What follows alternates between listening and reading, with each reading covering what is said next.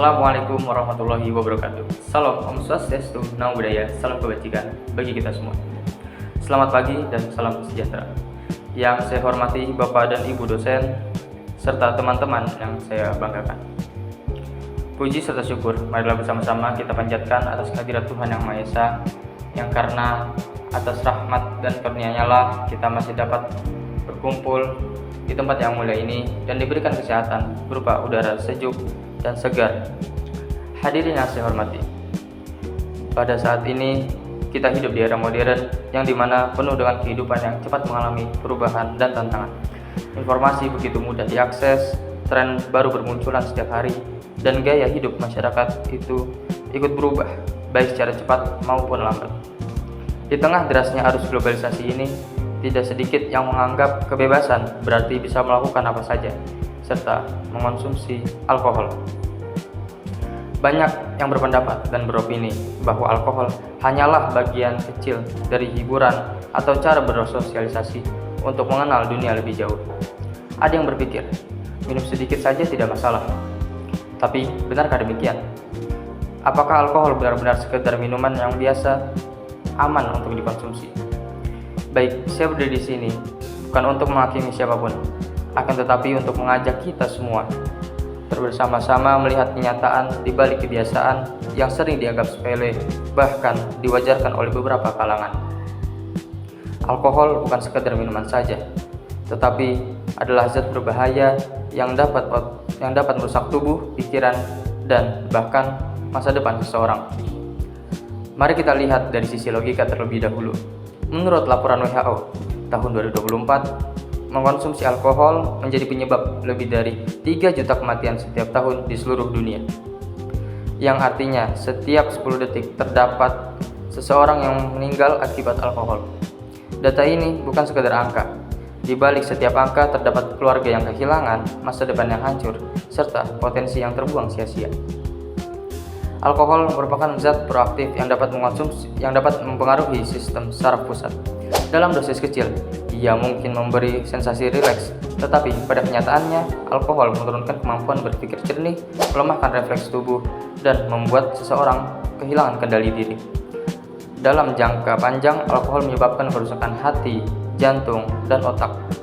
Penyakit seperti sirosis hati, gangguan saraf, tekanan darah tinggi, hingga depresi berat menjadi konsekuensinya. Tidak berhenti di situ, alkohol juga berdampak pada kehidupan sosial dan ekonomi. Terdapat banyak kasus kekerasan dalam rumah tangga, kecelakaan lalu lintas, dan tindak kriminal yang terjadi karena pengaruh alkohol. Data dari Kepolisian Republik Indonesia yang menunjukkan bahwa sekitar 40% kasus kecelakaan fatal di jalan raya melibatkan pengemudi yang mengonsumsi alkohol. Dari sisi ekonomi, seseorang yang kecanduan alkohol juga bisa menghabiskan sebagian besar pendapatannya hanya untuk membeli minuman keras. Produktivitas kerja menurun, hubungan sosial rusak, dan pada akhirnya menimbulkan kerugian tidak hanya bagi individu, tetapi juga masyarakat. Sekarang mari kita lihat dari sisi emosi. Bayangkan seorang remaja yang dulunya rajin, penuh semangat, dan memiliki banyak cita-cita serta impian. Namun, karena tekanan dari teman sebaya, ia mencoba minum alkohol untuk pertama kali. Awalnya hanya sekedar coba-coba, tetapi kebiasaan itu terulang. Ia mulai kehilangan fokus belajar, potensinya turun, kesehatan memburuk, dan kepercayaan dari seorang sekitarnya pun menghilang. Dalam waktu singkat, masa depan yang awalnya cerah berubah menjadi gelap. Kisah seperti ini sering terjadi, bahkan orang-orang di sekitar saya pun mengalaminya. Banyak keluarga yang hancur karena salah satu anggotanya tidak mampu lepas dari tekanan alkohol. Orang tua kehilangan anak, anak kehilangan panutan, dan masyarakat kehilangan generasi terbaiknya. Hadirin yang saya hormati, alkohol juga menjadi pintu masuk dalam perilaku berisiko lainnya. Ketika seseorang sudah terbiasa mengonsumsi alkohol, ia lebih mudah terjerumus, dan masuk pada kemaksiatan lainnya, seperti penggunaan narkoba atau tindakan bahaya lainnya. Itulah mengapa menolak alkohol berarti melindungi diri dari banyak masalah di masa depan. Sekarang mari kita lihat dari sisi kredibilitas. Para ahli kesehatan dan dokter di seluruh dunia telah menegaskan bahwa tidak ada batas aman untuk mengonsumsi alkohol. Bahkan, konsumsi dalam jumlah kecil pun bisa berdampak buruk jika dilakukan secara rutin. Kementerian Kesehatan Republik Indonesia juga terus mengingatkan masyarakat Indonesia tentang bahaya alkohol melalui kampanye nasional dan regulasi penjualan minuman beralkohol. Sedangkan dari sisi agama dan moral, hampir semua agama di dunia melarang konsumsi alkohol karena dianggap dapat merusak akal, menjerumuskan manusia pada tindakan yang tidak baik. Nilai-nilai yang terkandung dalam Pancasila, terutama kedua, kemanusiaan yang adil dan beradab, serta sila kelima, keadilan sosial bagi seluruh rakyat Indonesia, juga mengajarkan kita untuk menjaga keseimbangan diri dan menghormati kehidupan. Sebagai generasi muda Indonesia yang akan menghadapi tantangan zaman di masa depan, kita memiliki tanggung jawab besar untuk menjaga diri dan pikiran agar tetap sehat. Generasi muda adalah aset bangsa. Jika generasinya lemah, bagaimana bangsa ini bisa kuat? Kita tidak bisa menutup mata terhadap fakta bahwa banyak iklan, film, dan media sosial menampilkan alkohol seolah-olah itu hal keren dan modern. Padahal itulah cara halus industri membuat orang mudah terjebak dalam kebiasaan yang merusak. Disinilah penting kesadaran dan ketegasan diri untuk menolak ajakan yang menjerumuskan meski datang dari teman terdekat. Katakan tidak dengan sopan tapi tegas.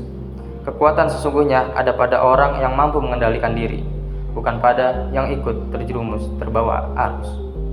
Sebagai solusi, ada beberapa langkah nyata yang bisa kita lakukan. Pertama, edukasi diri dan lingkungan. Dengan memahami fakta dan dampak alkohol agar tidak mudah tergoda.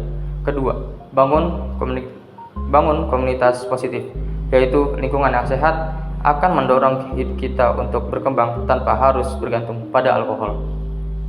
Ketiga, tingkatkan kegiatan produktif dengan menggunakan waktu luang untuk olahraga, kegiatan sosial, atau belajar hal baru.